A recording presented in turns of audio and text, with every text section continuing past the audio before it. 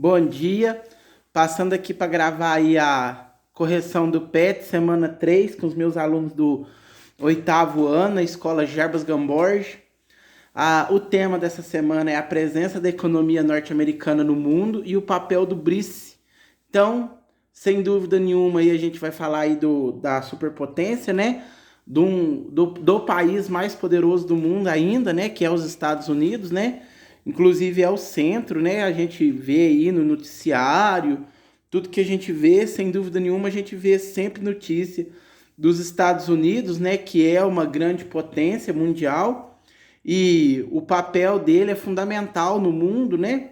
E a leitura é pequena, você vai ver aí, o Brasil até é parceiro dos Estados Unidos, né? Em vários negócios, né?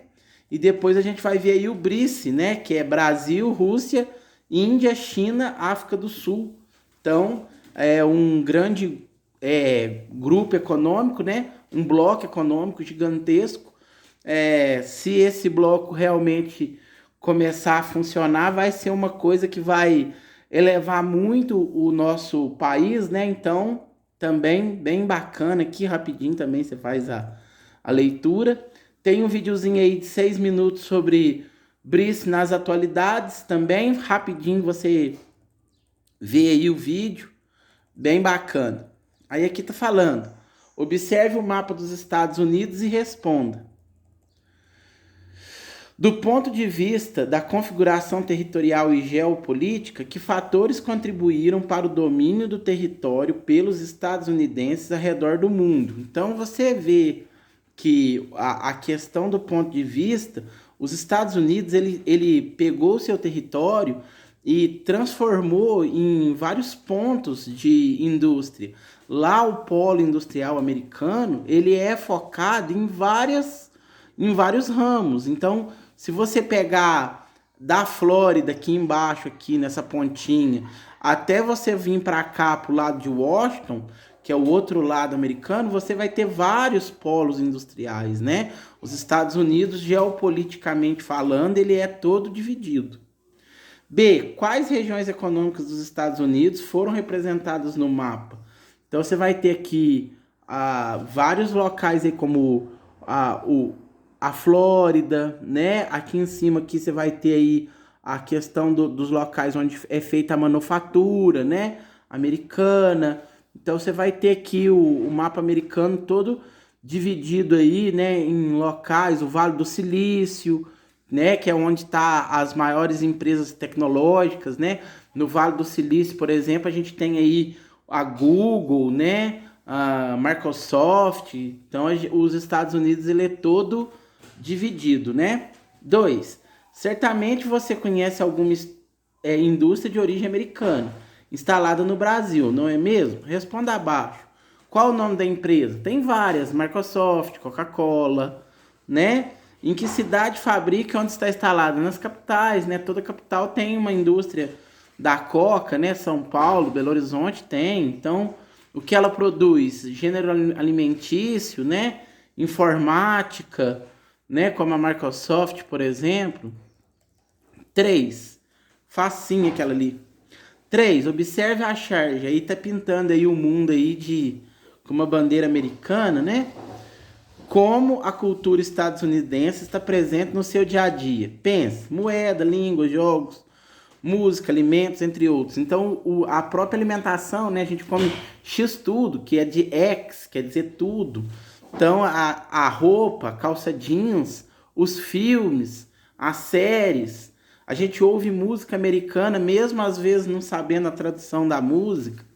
Então, a língua, né? O inglês a gente escuta, a gente passa a vida inteira ouvindo pessoas falando inglês perto da gente, na própria televisão. Então, a gente tem um domínio, né? Um domínio cultural, né? Esse domínio cultural aí, ele é feito não de uma forma bruta, mas de uma forma sutil, né?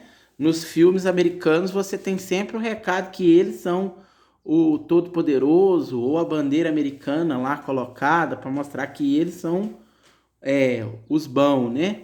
Então aí, ó, 4. A formação do BRICS trouxe impactos econômicos para os Estados Unidos. Justifique. Não trouxe impactos negativos, mas trouxe impactos positivos, porque fez com que os Estados Unidos apertassem a sua indústria. Mas também trouxe impactos na questão da parceria. Então, os americanos, eles já estão pensando em como ser parceiro desse gigantesco bloco, né? Lógico. Agora, os Estados Unidos ainda têm mais força do que esse bloco. Mesmo esse bloco sendo um bloco poderosíssimo, ele não tem frente, porque, por exemplo, ele tira a parceria como brasileira fácil. O Brasil tem que ter, a gente é leal aí aos americanos, né? Ainda mais agora no governo do Jair Messias Bolsonaro, aí que se aliou mesmo aos Estados Unidos. Quais as principais causas do crescimento elevado da China nas últimas décadas?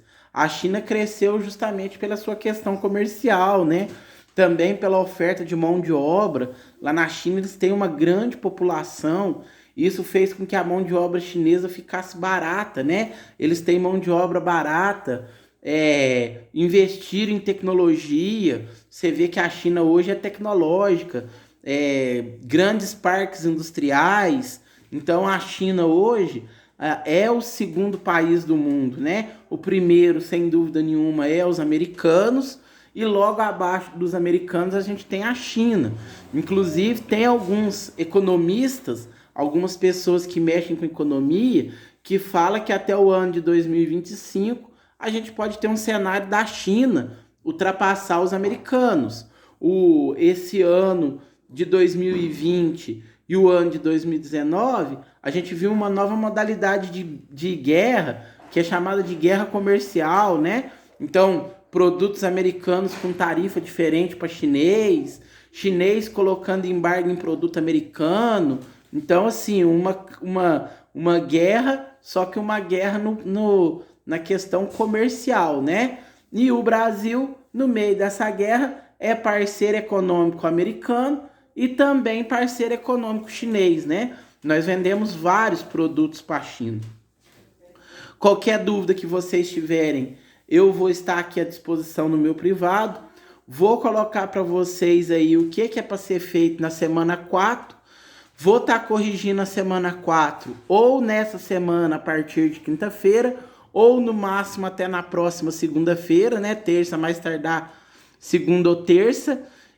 Posto para vocês a correção. Fiquem bem e até mais.